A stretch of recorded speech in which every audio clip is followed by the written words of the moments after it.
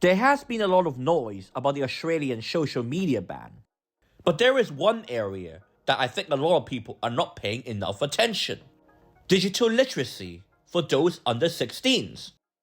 Now you see, as someone who actually doesn't mind new laws to protect minors from the harms of the internet and social media, if you look at individual US states or the UK, you would notice that those places might have digital restrictions for those under 16. However, Australia has a blanket ban on not just the use of social media, but also search engines, thus creating a de facto digital ID, one that is very unprecedented in the world.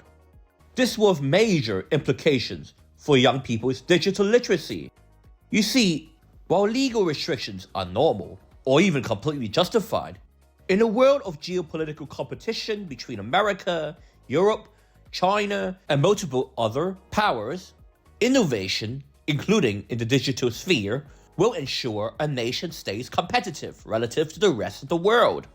But if you reset the ability of children to access social media back to 1995 and assume that none of the last 30 years technological advancements had came to fruition, I think you're gonna end up in 10 to 20 years with a lot of kids and teens literally digitally illiterate.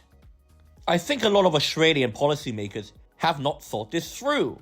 In my view, I think Australia or any nation should adopt something like what Florida under Ron DeSantis has, which is simply to have a blanket ban of under 14s, while allowing parents to choose whether their 14 or 15-year-old child can have a social media account, and also allow a way for parents to create their own social media account for their under 14-year-olds to use, which Australia actually bizarrely does not allow. Yeah, or even on their parents' account. I think if they were, Senator, I think if they were doing that on a parent's account, we would expect that Google would assess that. So they'd block my account? So if I was allowing my child, as a parent, to use my account to look at content, they'd block my account? They may so you're going to restrict the rights of their parents? The user of the account is just, underage. What a nightmare. Yeah, okay.